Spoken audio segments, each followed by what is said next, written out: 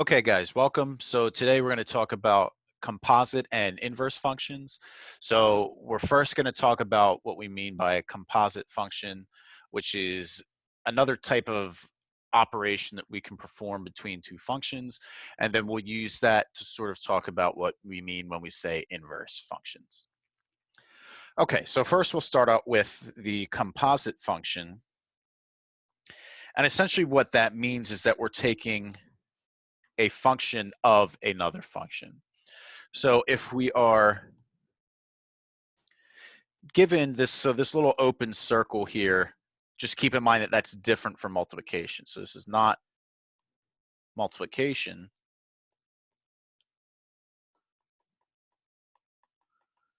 This is composition. All right, so the fact that that's an open circle does matter here. And what we first are going to do to that is we're going to write it as f of g of x.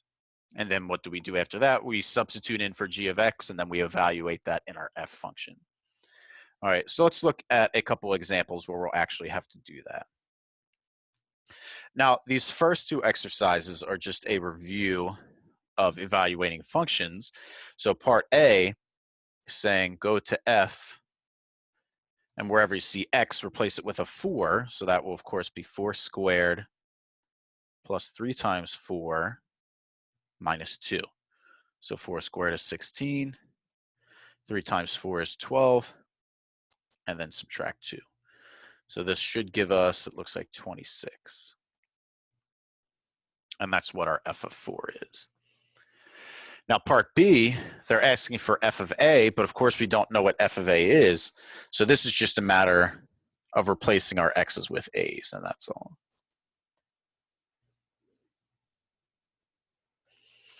And that's the best we can do with that. Now part C is going to get to this new concept of composition. So when we say f of g of x, the first thing we want to do is write it in the form f of g of x. So we'll have g of x on the inside there. Now the first step is to just make a direct substitution. So substitute what g actually is in here.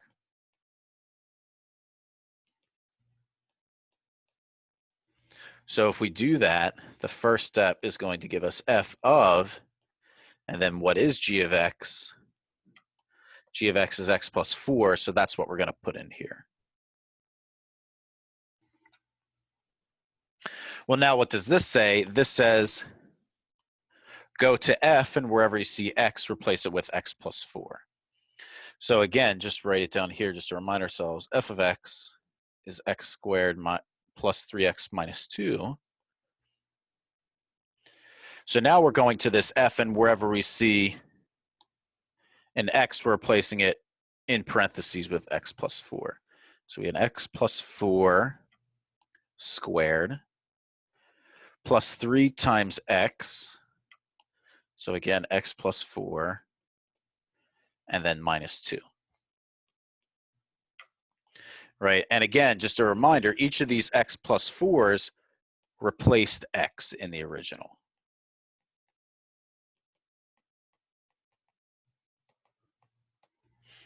All right, so now we have a little bit of simplifying to do. We just have to simplify this out. Now, of course, x plus 4 squared will have to FOIL. So let's just write that out as x plus 4 for a second. And then if we distribute the 3, we'll get a plus 3x plus 12, and then minus 2.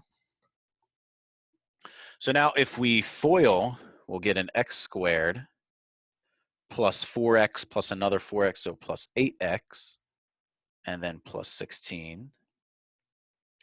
And then the terms that we didn't do anything with, plus 3x, plus 12, minus 2. So now if we combine like terms, it looks like we just have the 1x squared term, so that's just coming along for the ride. Then it looks like for my x terms, I have an 8x and a 3x, so together they are 11x.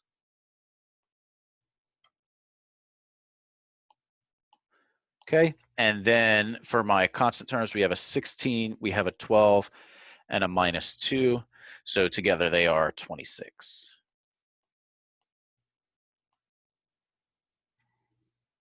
Okay, so now in part D, they're asking us to find f of g of 3. So again, in this case, you have two things that you could do. You could either do f of g of 3. So in other words, find g of 3 and plug that into f. Or we now know from part C that f of g of x is equal to x squared plus 11x plus 26. And we could plug in 3 into that. All right, so I think what I'll do is I'll do both just to show you. So of course, g of 3, again, my g was x plus 4, so I need to do a 3 plus 4, so that gives me 7. So now we can evaluate this into f, and we can do f of 7. And of course, f is up here. It's x squared plus 3x minus 2. So we could say that this is 7 squared plus 3 times 7 minus 2. So we get a 49 plus 21 minus 2. So it looks like we'll get a 68. Okay, now let's check it the other way. Now again, we could use that this was f of g of x and instead plug a 3 into this. So if we plug in 3, then we get 3 squared plus 11 times 3 plus 26. So we get a 9 plus 33 plus 26. And let's see, these two would give me 42. And then 42 plus 26 would indeed give me 68.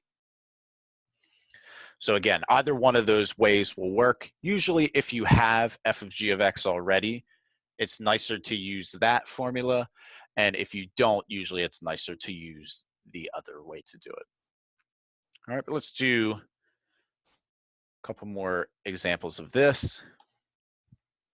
So again, here in part A, same idea. We want to find f of g of x. So first, we'll think of that as f of g of x. So first thing we'll do is we'll directly substitute what is g. It's the square root of x plus 5. And now we'll plug that into f. So f says that we have my x squared, which I'm now going to replace with square root of x plus 5, and then minus 1. Well, now if we simplify, square root and square it will undo each other, so we'll get x plus 5 minus 1, so we're left with just x plus 4. Okay, now in part B, we're going to do it the other way around. We're now going to do g of f of x. So if we write this in the sort of standard notation, we'll say this is g of f of x. So first I need to plug in for f. In this case, f is x squared minus 1. And now when we plug this in, we'll get a square root of x, which is now x squared minus 1, and then plus 5. And again, where did the blue x squared minus 1 come from? We're just replacing that with x because that's what our f of x was. So now if we simplify, the best we can do is that we get an x squared and then combine the negative 1 and 5, and we get plus 4. Now, you might be tempted to square root that, but we actually can't do that because this is not a perfect square. Right, so that's the best we can do. So one thing that this shows is that in general, this sort of function composition does not work in either direction the same way. Right, you might call that what's called the symmetric property. So function composition is not symmetric would be one way you could interpret that. Okay, let's do one more example of this. So we'll run through this a little bit more quickly. So we want to find f of g of x. So of course this is f of g of x. And I want to replace g of x with x minus 8. And now go into f and replace x with x minus 8. We still have plus 2. So then if we combine like terms, we get x minus 6. Now in part B, we want to find f of g of 4. And I'm going to use the fact that f of g of x was x minus 6. So if I plug in 4, I get 4 minus 6, which is negative 2. Right? Now we'll find g of f of x. So this is g of f of x. And f of x was x plus 2.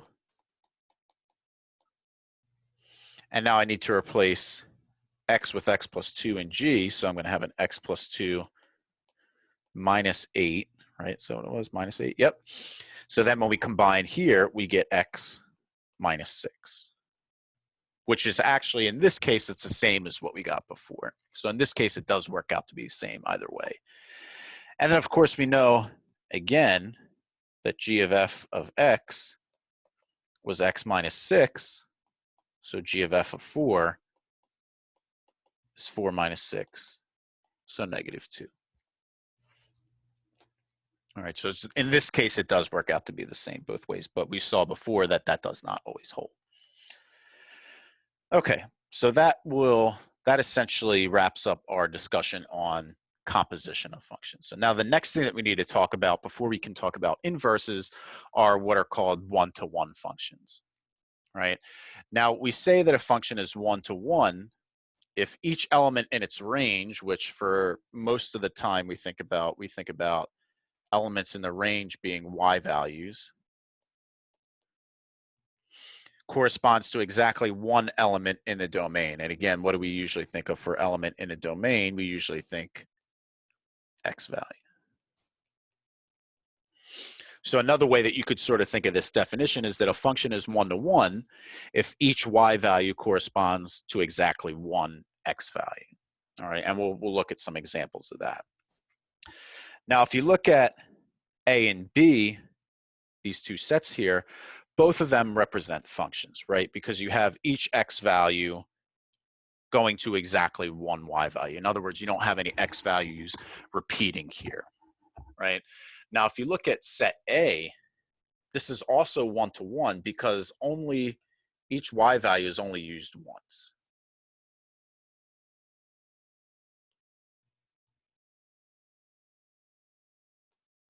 So since that happens, this is one-to-one.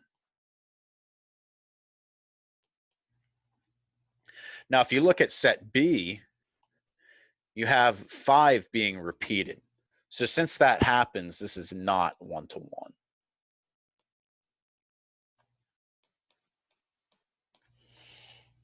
All right, and that's sort of the difference here, is that if you have a y value repeating for 2 different x values, you're not a one-to-one function, and if that doesn't happen, then you are one-to-one. Okay, now it turns out that there's a nice easy way to look for this if you are looking at a graph, right? So of course, when we've learned about the vertical line test, that helped us determine if a given equation represents a function. So this is determine if it is a function.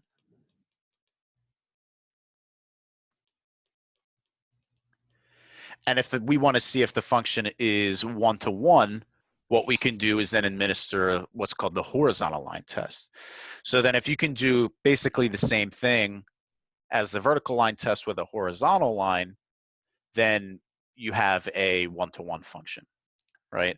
So in other words, the way that it's stated here is that if a horizontal line can be drawn that intersects the function more than one point, again, this is horizontal line, then it's not one-to-one. right?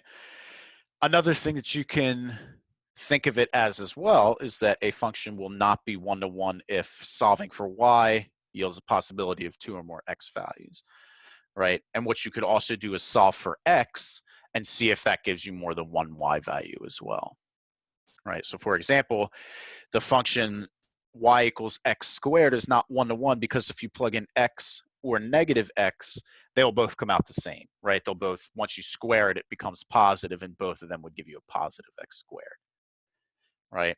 And then in the y equals x squared case, if you solve that for x, you're going to get that x is plus or minus y. So since you get two values there, it's not a one-to-one function. Now to see the horizontal line test in action, we have a couple of examples here. So of course this line is one-to-one because no matter where you draw a horizontal line, you're only going to hit it once, right? So that is one-to-one. Now the second one, since your horizontal line hits twice, namely right there, it's not a one-to-one function, right? And a similar thing happens here. This is not one-to-one. Let's try a better horizontal line. This is not one-to-one, still not great, but you get the idea. Because you hit more than once, right? And again, same reason here. Here you'll only ever hit once, so this is one-to-one. Here you only hit once, so this is one-to-one. And part F, you have to be careful. Because yeah, any horizontal line will only hit one time, but this isn't even a function. This fails a vertical line test.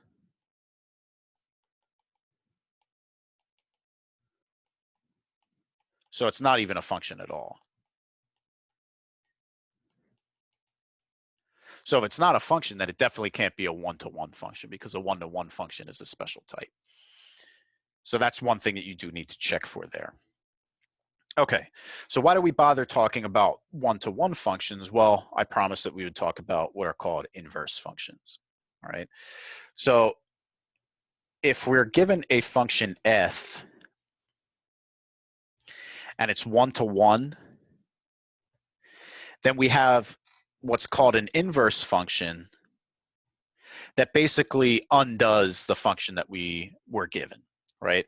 So if your original function had ordered pairs of the form x comma y, then your inverse function will be all the ordered pairs that are y comma x, right? So you switch the roles of x and y there, right? So as a quick example, we're given a function that's made by these ordered pairs here. And to get the inverse function, all that we did was for each one of these ordered pairs, we just switch the order. And that's what the inverse function does. It takes all your x values and makes them y values and all your corresponding y values and makes them x values. So that's what we mean by an inverse function. We'll look at some more examples as well.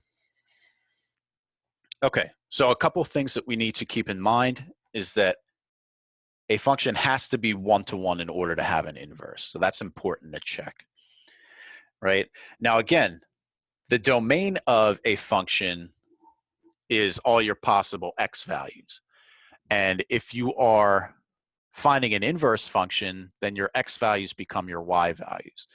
So that is essentially what we mean when we say the domain of the original function is the range of the inverse, right? Because all your x values in the original became y values in the inverse, right? And of course, going in the other direction is also true. The range of your original function, which is like your y values, are now the domain of the inverse function because they're now your x values, all right? And one thing that we'll see later is that when you look at the two graphs of a function and its inverse on the same graph, they will actually be symmetric about the line y equals x, right? So that's sort of coming full circle graphically as to sort of this interchange between x and y. All right, so we'll look at a couple of examples of that. Okay, so finally, how do we find an inverse of a one-to-one function? First, you would replace f of x with a y. And then sort of the whole key behind this is you're going to switch the two variables x and y. Then you'll resolve the equation for y. And then at the end, we just replace y with f inverse of x. All right. Now, again, one thing that we need to be careful of is that before we find the inverse, we should verify that the function is one-to-one by using the horizontal line test. So that is something that we should keep in mind that, as we go forward here. All right, but let's actually do an example. Okay, so let's suppose that we want to find the inverse of f of x equals 5x plus 1. And then we'll look at a graph of both of these on the same axes. Okay, now first of all, we can show that this is one-to-one because if you graph 5x plus 1, of course, the first thing that you would do is plot this y-intercept, and then you could use the slope 5 over 1 to go up 5 from that point over 1, plot another point, and then there's your line. And of course, this does pass the horizontal line test.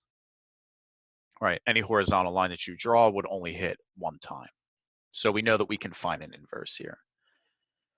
So again, we're starting with f of x is equal to 5x plus 1. So what's the first step? First step is we replace f of x with y.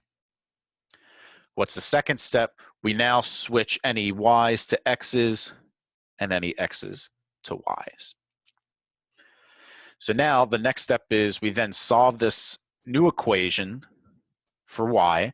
And if we do that, in this case, first we would subtract 1 from both sides, and we would get this, and then divide each side by 5, and now we would get this equation here. So that's what happens in this example when we now solve for y.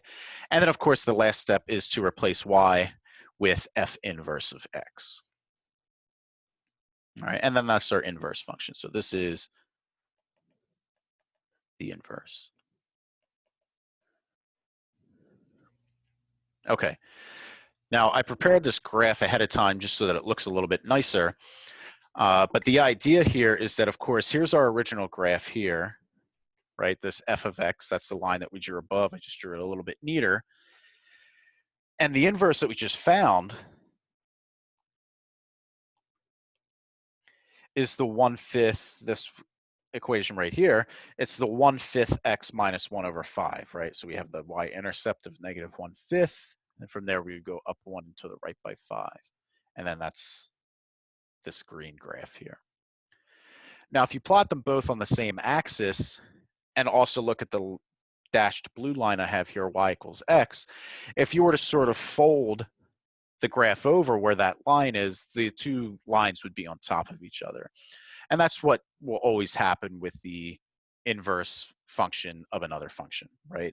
The original will be the inverse reflected over the line y equals x. So that's something that you can always sort of note there for a function and its inverse. Okay, so let's do another example.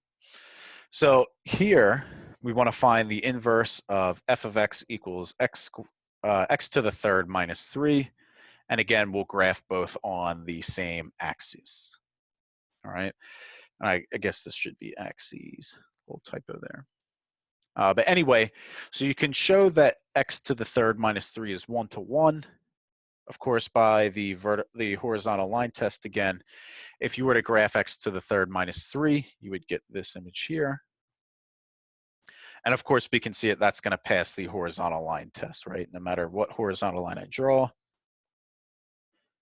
it's only going to hit the graph one time. All right, and that's the idea. Okay, so of course, how do we do this? Again, a little bit quicker. So here is our original. So the first thing that we do is we replace f of x with y. And we end it with y equals x to the third minus 3. Then in this step, we switch x and y. And then we end up with x equals y to the third minus 3. And then if we solve this for y, we would add the 3 over. And then, of course, take the cube root of both sides. And then that gives us that the inverse is the cube root of x plus 3. All right, and again, just to make this graph look a little bit nicer, we've completed this ahead of time, and the red one is our original x to the third minus 3, whereas the green one is the cube root of x plus 3, right? So you could, of course, verify this with a graphing calculator, but that's what the graph of f and its inverse would look like. All right, so that's the idea. And of course, if you didn't know how to plot these functions, you could always create an XY table or use a graphing calculator. Okay, so I want to now talk about what's the relationship between the first thing that we did and the previous thing that we just did. So we've talked about composition of functions. We've talked about inverse functions. What's the relationship between the two? Well, it turns out that if you have a one-to-one function and you look at that and its inverse, no matter which order you take their composition, that will always give you x, right? So this basically says if you take a function and compose it with its inverse, it's not going to do anything to x. It's just going to leave it alone, which means that the function and its inverse sort of cancel. All right, so I just want to show using one of the inverse functions that I think we did this earlier, right? Yeah, I think this was sort of, I think we presented it in a slightly different form, but we're given f of x is 5x plus 1, and the inverse of f is x minus 1 over 5. And we're going to show that if we compose them either direction, we are going to be left with just x, right? So let's go ahead and do that. So if I first look at f composed with f inverse of x, well, that's f of f inverse of x. And what's f inverse of x? Well, f inverse of x is this thing, right? It's x minus 1 over 5. Now, of course, this says go to f, and wherever you see an x, replace it with x minus 1 over 5. So let's do that. So this is a 5 times x, which we're now going to replace with x minus 1 over 5, and then plus 1. Well, if we simplify here, over here my 5s will cancel, and I'm going to get x minus 1 plus 1. But of course, the minus 1 and plus 1 will cancel each other out, and I am going to be left with x, which is what we were looking for. All right, so that direction is good. If we check the other direction, we have f inverse of f of x, of course, which we can write as f inverse of f of x. So again, first, we'll just replace our f of x, which was 5x plus 1. And now this says go to f inverse, and wherever you see x, replace it with 5x plus 1. So this is going to be, so we have x minus 1 over 5. So this is now 5x plus 1 minus 1 over 5. Well, in the top, the plus 1 and minus 1 cancel. So we're left with 5x over 5. And of course, at this point, the 5s cancel, and we're left with x. So a and b together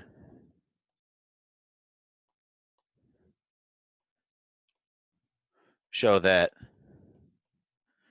f of x is 5x plus 1, and f inverse, which is x minus 1 over 5, are inverses. Since when we compose them in either direction, we got x. All right, so we'll do one more example of this, and then that will wrap up this video. So this is also one of the examples that we found earlier, but let's verify. So first direction, I want to look at f, circle f inverse of x. or in other words, f of f inverse of x. So first step is to directly substitute for the inverse. So we have a cube root of x plus 3. And now we go to f, and we just replace wherever I have an x with a cube root of x plus 3. Well, of course, here the cube and the cube root will cancel. We get an x plus 3 minus 3. And then, of course, the 3's cancel, and we're left with x. All right, so that direction holds. And if we check the other direction, so we want to check now f inverse circle f of x. So this is f inverse of f of x. So now f of x is x to the third minus 3.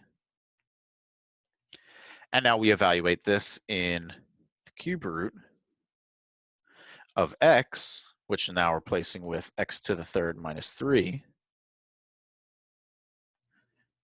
and then plus 3. So of course, what happens here, the 3's cancel, and we're left with cube root of x to the third, and then the cube root and the third power, of course, cancel, and we're also left with x that way. All right, so this would again show that these two original f and f inverse are inverses of each other. All right, so that wraps up this video on composition of functions and inverse functions. So I hope you enjoyed, and I will see you next time.